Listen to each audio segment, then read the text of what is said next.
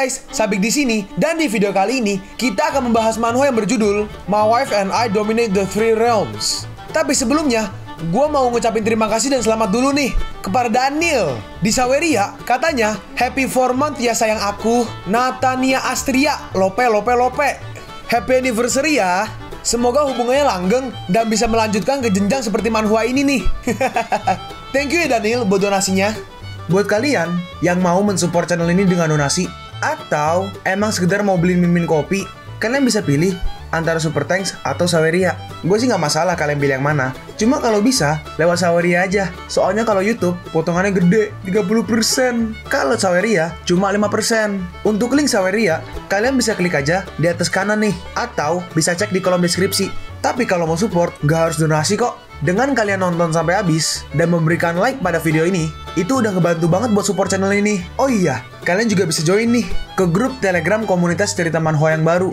Untuk linknya, gue tampilin di layar ya. Tapi kalau malas ngetik, cek aja kolom deskripsi. Di sana, kalian bisa sharing nih topik seputar manhwa dan kawan-kawan, dan juga ketemu teman baru. Kalau mau info terbaru dari Mimin, misalnya upload kapan atau misalnya ada telat upload, Mimin pasti akan langsung infokan di Telegram.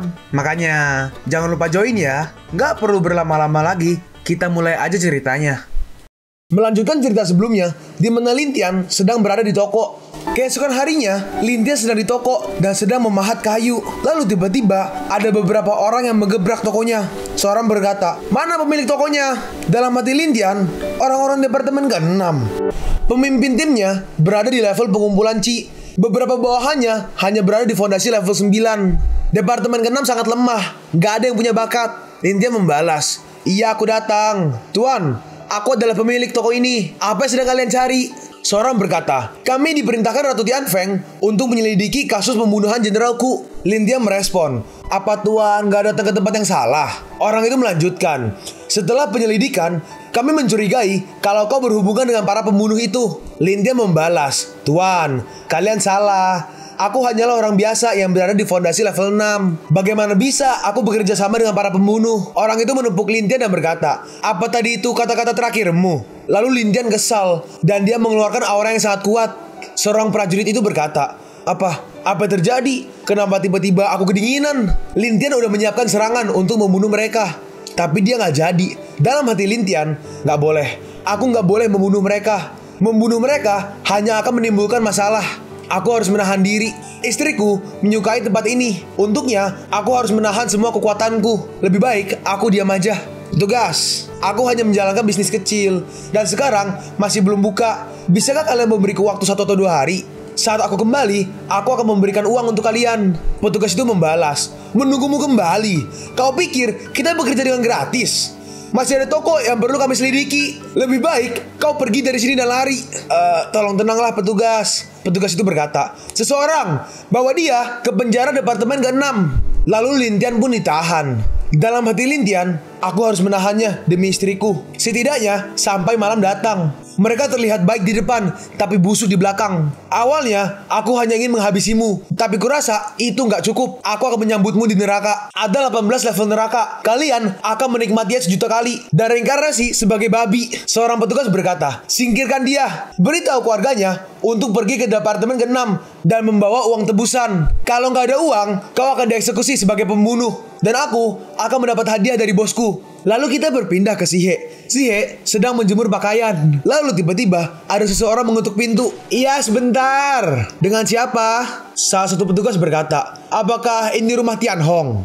Itu benar. Ada masalah apa ya?" "Kami mencurigai suamimu berhubungan dengan pembunuh Jenderalku. Jika ingin membebaskannya, bawalah uang tebusan ke departemen 6.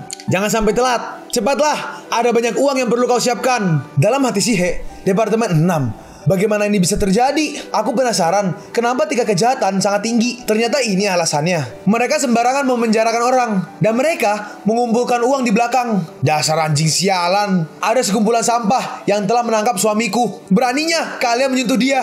Kita berpindah ke dalam penjara, dan Lintian dimasukkan ke dalam sel. "Tuan, ini ketidakadilan." Lalu seorang tahanan berkata, "Tuan, ini gak adil. Bagaimana mungkin laki-laki miskin sepertiku dapat berkomunikasi dengan musuh?" Seorang tahanan lain berkata, "Tuan, Anda salah. Bagaimana mungkin pria buta ini mengintip para wanita mandi?" Seorang lagi berkata, Tuan, aku mengalami kecelakaan ketika aku masih kecil dan aku kehilangan 2 kakiku. Bagaimana mungkin aku dapat mencuri dari rumah kekaisaran? Petugas itu berkata, lihatlah, mereka adalah orang-orang yang nggak bisa bayar. Kalau keluargamu nggak bisa membawa 100 stel perak, jangan harap bisa keluar dari sini. Linda menjawab, jangan khawatir tuan, istriku akan membawakan uangnya. Satu petugas itu berkata, dengan ini aku bisa membeli beberapa mawar, peony, dan durian di Cui Hong Lo untuk memuaskan mereka. Mereka nggak membiarkanku menyentuhnya selama beberapa hari. Dalam hati Ryuko, tahan. Tolong, tahanlah. Jangan sampai istriku khawatir. Dia pasti akan menyelesaikannya dengan uang. Seorang petugas di depan berkata, Master Chang, istri pria di sana udah datang. Ya udah, bawa dia masuk. Suamiku, istriku, aku baik-baik aja, jangan khawatir. Petugas itu melihat Shihei dan berkata, kau ternyata diberkati ya. Dia gadis yang sangat cantik. Kalian pasti bermain setiap malam kan? Dalam hati Lintian, aku gak bisa menahannya lagi. Apa ada cara lain untuk mengalihkan perhatian istriku dan menghabisi mereka semua? Shihei berkata, ini uangnya, lepaskan suamiku. Dalam hati Shihei, sekumpulan sampah ini berasal dari Departemen 6. Mereka semua mempermalukan seluruh dinasti Shinfeng. Ini waktunya untuk membereskan mereka semua. Saat memberikan uangnya, petugas itu memegang tangan Shihei. Apa yang kau lakukan, Petugas itu berkata, kami baru aja tahu kalau dia bekerja sama dengan banyak musuh. 100 stel perak nggak akan cukup. Dalam hati petugas itu, kecantikan sepertinya malah menikahi sampah seperti dia. Sangat disayangkan. Terus apa maumu? Petugas itu menjawab, jadilah permaisuriku dan aku akan melepaskannya. Lintian tampak sangat kesal. Shihei membalas, dasar rendahan, apa kau gak takut dihukum oleh bos kalian karena menyalahgunakan kekuasaan? Hah? Takut? Tentu saja aku takut. Kalau kau mengenal rasa takut, lepaskan mereka sekarang. Tapi bosku adalah pamanku. Bagaimana mungkin aku takut? Dalam hati mereka berdua, aku gak bisa menerimanya lagi. Menghina istri atau suami seperti ini, mereka pantas tercabik-cabik. Dalam hati Shihei, dia harus menderita, bakar dengan tapak hati membara. Dalam hati Lintian, gak boleh membunuhnya secara langsung. Dia harus menderita. Gunakan kekuatan pembakar dan hancurkan seluruh tulangnya. Lalu tiba-tiba ada seseorang berteriak, hei, lancang sekali kau ya. Apakah Departemen ke-6 gak mengenal hukum? Apakah di mata kalian bisa menghancurkan hukum? Dan yang mulia Empress, seseorang dengan jubah merah datang. Petugas itu berkata, Siapa kau? Beraninya menerobos masuk ke Departemen 6. Semuanya, tangkap dia. Orang berjubah merah itu datang bersama satu orang lagi. Orang itu menghampiri satu petugas dan langsung menamparnya. Dia berkata, bajingan, emangnya siapa yang memberi kamu keberanian? Kau, siapa kau? Beraninya kau. Kau buta ya? Cepatlah berlutut. Iya, Tuan, maafkan saya. Saya sudah buta, tolong maafkan saya. Bacot, jangan ngomong lagi. Petugas itu menampar dirinya sendiri. Lintia dan Shihei berhasil menahan diri mereka sendiri. Dalam hati mereka, tepat waktu. Dengan ini, gak ada yang terbongkar. Orang berjubah merah itu berkata, Direktur Chang, kau ini lebih buruk daripada anjing. Kau menangkap orang yang gak bersalah dan mengambil uang mereka. Malulah dengan yang mulia di pengadilan kekaisaran. Cepat, bawa mereka. Petugas itu berkata, Tuan Ho, maafkan kami salah. Lalu orang berjubah merah itu melihat ke arah mereka. Dia melihat Shihei ketakutan. Dia berkata, kalian berdua, ini saya gak mengajari mereka dengan benar. Saya salah dan hampir menyebabkan kekacauan. Shihei membalas, Tuan harus memberi keadilan untukku dan yang lainnya. Menindas seorang orang di bawah kaki Empress ternyata benar-benar terjadi. Apakah aku harus hidup dengan ketakutan sepanjang waktu? Orang itu merespon, jangan khawatir kalian berdua. Saya pasti akan menghukum mereka dan memberikan penjelasan kepada seluruh kota. Hah? Apa hanya mereka berdua? Iya itu benar. Akar masalahnya juga harus diselesaikan juga. Lintian yang mendengar itu berkata kepada Shihei, istriku, dia berada di dalam Profound dan merupakan orang kepercayaan kaisar. Jadi kekuatannya bisa menekan seluruh kota. Tapi aku gak percaya dia ternyata selemah itu. Shihei merespon, benar, aku juga gak percaya. Petugas atas yang terlihat baik ternyata busuk di belakang. Mereka hampir aja membuat kecewa kaisar dan para menterinya. Lintian berkata, istriku, karena dia lemah, apa kita bisa mengambil uang yang mereka ambil sebelumnya? Uang itu satu-satunya simpanan kita. Lintian berkata, petugas Ho, saya juga meminta tolong untuk mengembalikan 100 stel perak yang barusan saya berikan. Kami akan sangat bersyukur jika petugas Ho dapat melakukannya. Petugas Ho berkata, baik, tenang aja. Saya juga akan menggandakan koinnya sebagai kompensasi. Petugas Ho berkata, bawakan 200 stel. Ambil koinnya dari uang gajiku. Mereka berdua berkata, terima kasih petugas Ho. Suamiku, ayo kita pulang. Mereka pun akhirnya sampai ke rumah. Lintian berkata, istriku, kamu tadi pasti takut. Berani-beraninya bajingan itu menyentuhmu. Si He membalas, aku gak takut apapun jika kau ada di sisiku. Dalam hati mereka berdua, keluarga Chang Tianhao harus berakhir. Lintian berkata, ya udah, mari kita istirahat bersama. Oke, gimana kalau melakukan itu? Mari lakukan hal menarik bersama-sama. Lalu mereka berpindah ke keesokan harinya. Lintian berkata, aku pergi ke toko dulu. Bagus. Pekerjaan pertama adalah menghancurkan keluarga Chang. Lalu Lintian pun datang ke rumah keluarga Chang. Lintian berkata, cecunguk selemah dia, bagaimana bisa tinggal di mansion sebesar ini? Udah berapa banyak uang kotor yang dihasilkan? Dalam hati Lintian, di siang hari seperti ini, kenapa nggak ada satupun penjaga? Lalu Lintian teleport masuk ke dalam aula keluarga Chang. Tapi di situ sama sekali nggak ada orang. Kemana perginya orang-orang? Ini aneh. Lalu Lintian menggunakan gerbang ruang dan waktu. Kita bertemu lagi dengan orang yang berjubah merah. Dia berkata, tangkap mereka semua. Besok mereka semua akan kupenggal. Lalu seluruh keluarga Chang ditangkap. Lintian melihat itu melalui semacam proyeksi. Dalam hatinya, korupsi dan pemerasan adalah kejahatan melawan 9 klan. Apa sekarang waktunya mengirim pasukan? Ya udahlah, lupakan aja. Udah ada orang lain yang melakukannya. Jadi aku gak perlu bertindak. Mereka semua mati terlalu mudah. Bersyukurlah kalian. Lalu sekarang kita berpindah ke istana. Di situ si He sedang duduk di kursi tahta. Dalam hati Fu Tianyu, aku baru aja kembali dari ekspedisi. Tapi yang mulia kaisar telah mencapai level yang gak terduga. Aku gak berani melihat auranya. Aura milik kaisar sangat mendominasi dan mengintimidasi. Sui Feng berkata, yang mulia, masalah telah diselidiki. Pembunuh Jenderal Fu adalah seseorang yang dikirim oleh Raja Ning. Dia mengambil alih pasukan naga hitam dan ingin merampas harta. Seseorang merespon, apa? Raja Ning ingin memberontak? Satu lagi berkata, bagaimana bisa Raja Ning melakukannya? Ternyata pamanku sendiri yang melakukannya. Karena dia sendiri yang bergerak, jangan salahkan aku karena membunuh semua darah keturunanmu. Tian Yu, kuserahkan masalahnya kepadamu. Baik Kaisar. Sui Feng melanjutkan, yang mulia, ada satu hal lagi. Mata-mata Shen Feng datang untuk melapor. PW dari Istana Taoist Hitam dan Putih, Naga Merah dari kuil Tianlong, Tianqi dari Sekte Wuqi, Rose dari Lebah Wanhua, Qingsun dari Sekte Qingxuan, dan Pedang Ilahi dari Sekte Pedang Pembelah Langit. Mereka berenam sedang bergegas menuju kota Fengqing. Ho berkata, mereka semua adalah tetua dari 6 sekte terkuat di dinasti ini,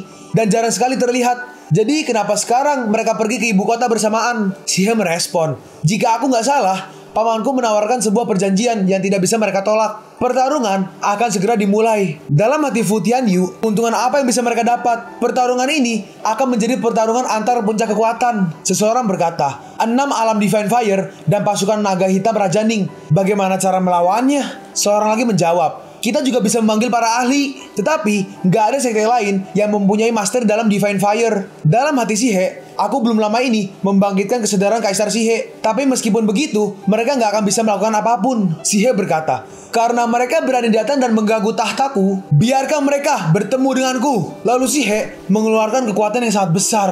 Dalam hati para bawahan, alam yang telah dicapai yang mulia sangatlah mengerikan. Mereka berkata, kami akan mengikuti yang mulia sampai mati, melawan para musuh dan melindungi dinasti kita. Dalam hati si He, aku gak akan membiarkan api pertempuran membakar ibu kota. Suamiku gak boleh terluka. Kita berpindah ke kota. Para warga sedang bergosip. Seorang berkata, sebentar lagi akan ada perang. Raja Ning datang dengan membawa 30.000 pasukan naga hitam. Satu orang lagi berkata, aku dengar ada 6 puncak kekuatan juga. Bagaimana jika kita mati? Berpindah ke rumah di mana Lintian sedang memakan masakan si He. Si He berkata, suamiku, akhir-akhir ini kedamaian kota Fengqi sedang kacau. Jangan pergi keluar kalau nggak ada hal yang penting. Lintian menjawab, jangan khawatir, aku pasti berhati-hati kok. Dalam hati Lintian, sekelompok tikus sialan. Mereka nggak mendengarkan peringatanku dan malah membuat istriku khawatir. Jangan salahkan aku ya, karena nggak mengenal ampun. Aku akan segera mengatur kelompok pembunuh untuk mereka. Lintian menggunakan skillnya untuk mencari orang. Dalam hati Lintian, kekuatan besar ini hanya beberapa mil dari kota. Mereka 6 puncak kekuatan kan? Kenapa kekuatannya nggak jauh sama semut yang kemarin? Lalu Liu Ko teleport ke depan tenda Raja Ning. Seorang prajurit berkata, Tuan, lapor.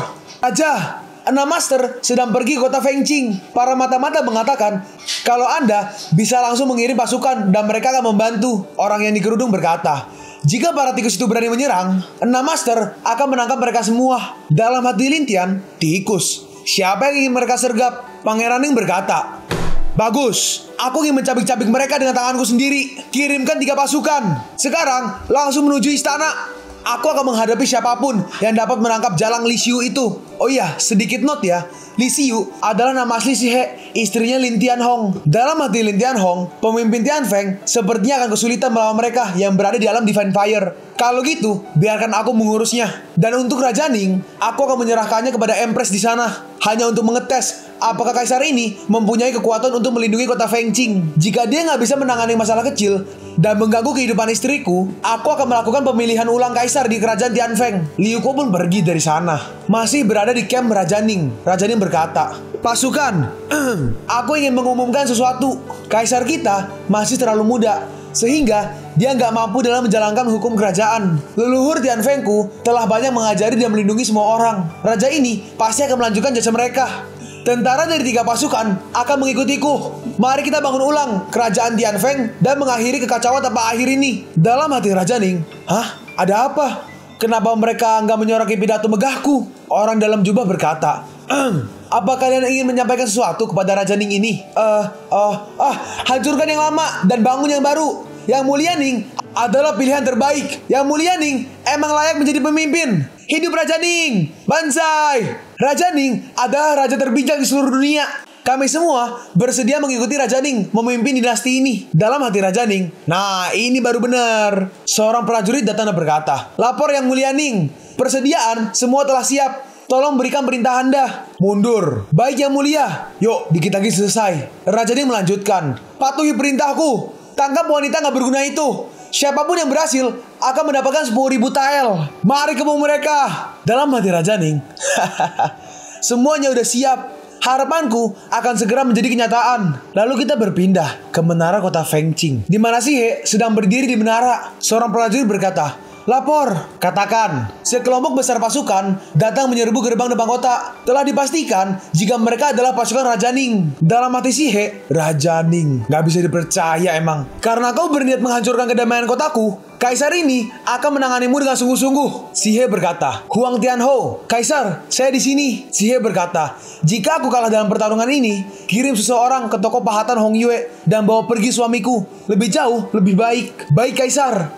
Jenderal Tian Yu, saya di sini Kaisar. Bertarunglah denganku. Baik Kaisar. Ya udah, pergilah. Dalam hati Si He, suamiku, aku benar-benar gak ingin meninggalkanmu. Apa gunanya gelar Kaisar? Kamu lebih berharga dari semua itu.